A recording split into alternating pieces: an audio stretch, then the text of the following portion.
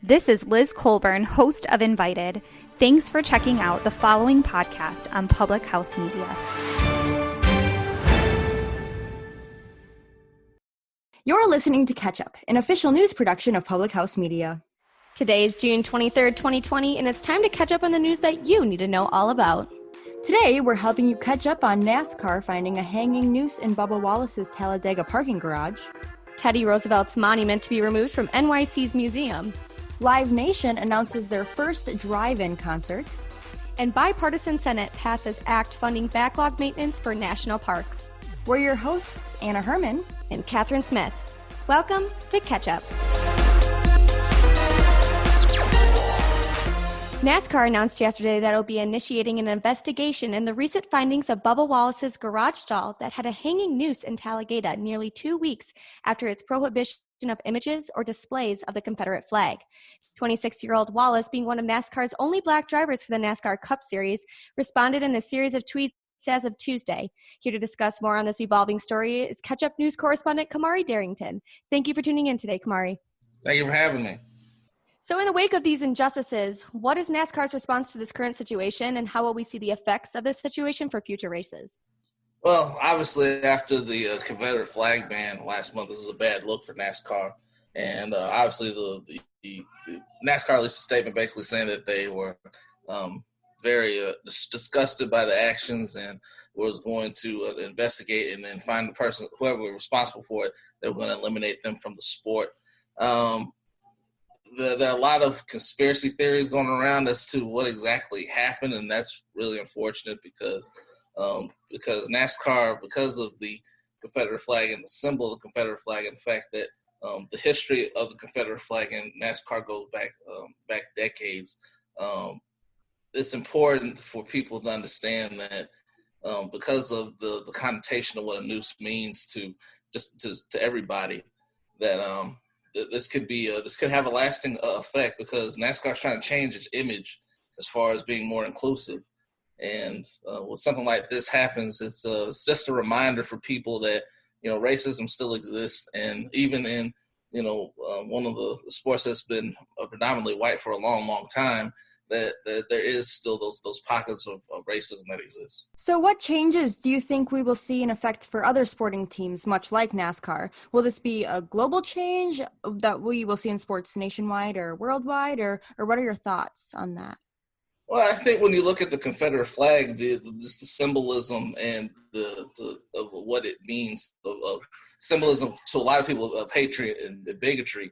On the other end, you have people that say the Confederate flag is a sign of heritage. And then you've got other athletes recently that have used their platform to really take a stand.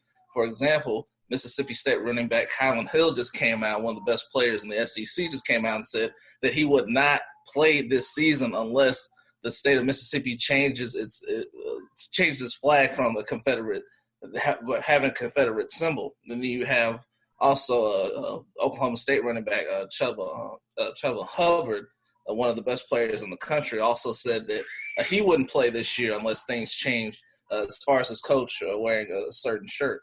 So I think it's not just in NASCAR, but I think all across the sports world, you're gonna see more athletes taking stances like this. And it was great seeing before the race of all the drivers coming around and all the pit crews coming around and really standing behind Bubba Wallace and just how much the moment meant to him. You could see that throughout the entire sports world, you're going to see more.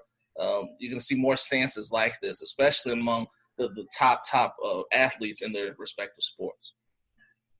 Thank you so much for joining us today, Kamari, and giving us insight on this current developing situation.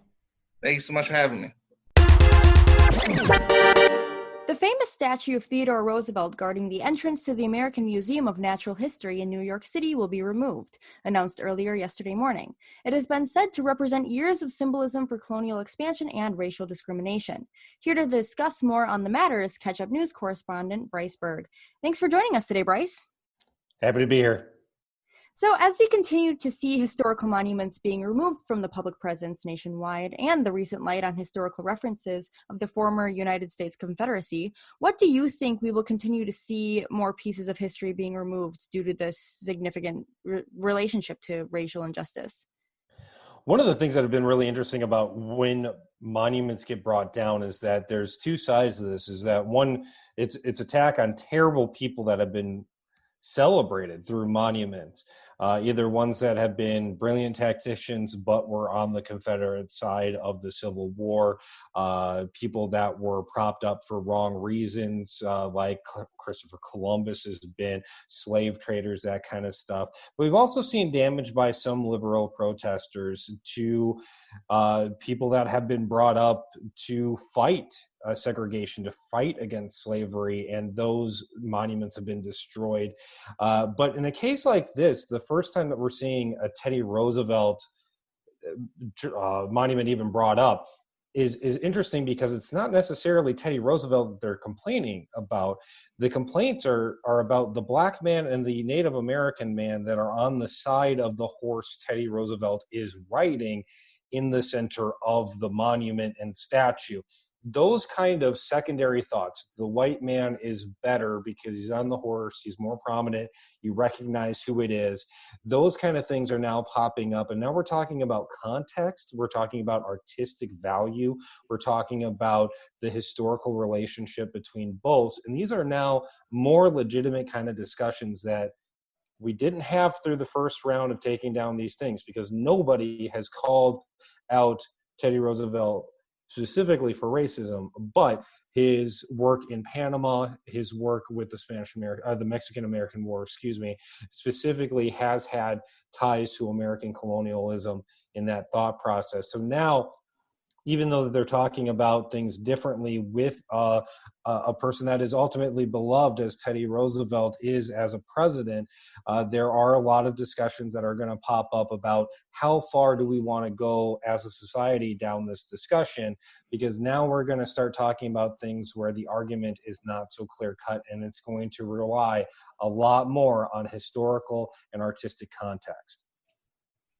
So as we continue to see, history is rewriting itself over and over, and a lot of these changes are happening. So what do you think will happen with teaching and lecturing our current youth population regarding these monuments and figures of history?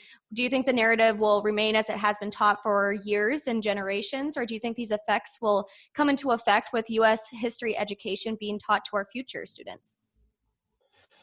Tearing down a monument to King George did great things for the American Revolution. When you look at it that perspective, I think that the thing is that there's two aspects of what you just brought up. The first one is about the systemic racism that is perceived through state standards, through educational processes. We've had so many people talk about not knowing what Juneteenth was. We had so many people not talk about the Tulsa race riots and just the bombing of black neighborhoods in Philadelphia and Tulsa. Those things had not been discussed, and people really didn't understand what those things were. That in an educational format is a completely different standard than, let's say, the re-education of figures that we already know. We kind of saw that already with Christopher Columbus as people started to see that they were going to start celebrating other things, whether it's Native people or an indigenous people population. In northern parts of the country, there's actually a large population that celebrate Canadian Thanksgiving because it falls on the same day as Columbus Day. So you're seeing that these historical times are starting to rewrite themselves as people become more aware. Well, thanks again, Bryce, for joining us today on Catch Up. Glad I could be here. For more information on this developing story, make sure to follow Catch Up on social media. Amid the chaos surrounding COVID-19, Live Nation announced their first ever series of drive-in concerts scheduled for July. On Monday, the entertainment company is calling this series of 9 concerts Live from the Drive-In. This will take place July 10th through 12th in Nashville, Tennessee, Maryland Heights, Missouri, Noblesville, Indiana. Performers include Brad Paisley, Darius Rucker, John Party, and Nelly, who is celebrating his 20th anniversary of his debut album, Country Grammar. People will be able to drive into the parking lots of the amphitheaters with 2 empty spaces between vehicles so that fans, with a maximum of 4 people per car, can watch from their respective tailgating zones. Although there will be hot food and non-alcoholic beverages available for online order and delivery to your tailgate zone, people in attendance are highly encouraged to bring their own food, drinks, and chairs to set up to view the stage and the big LED screens.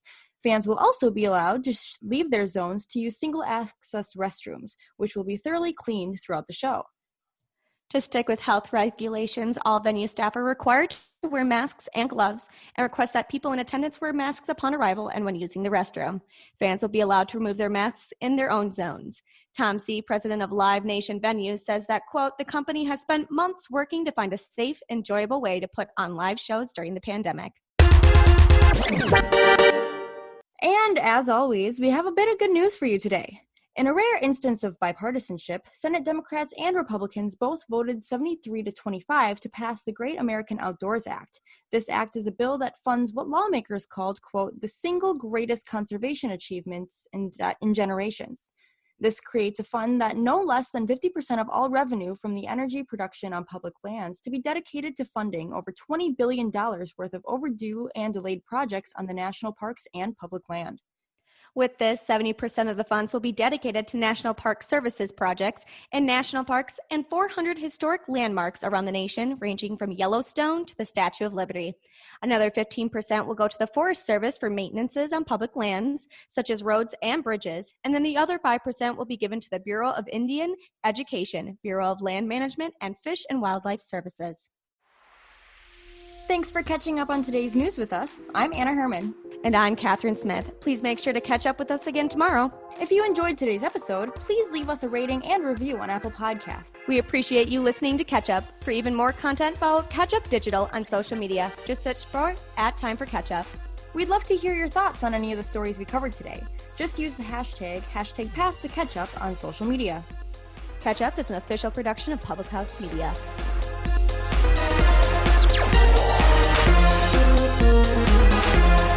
Thank you.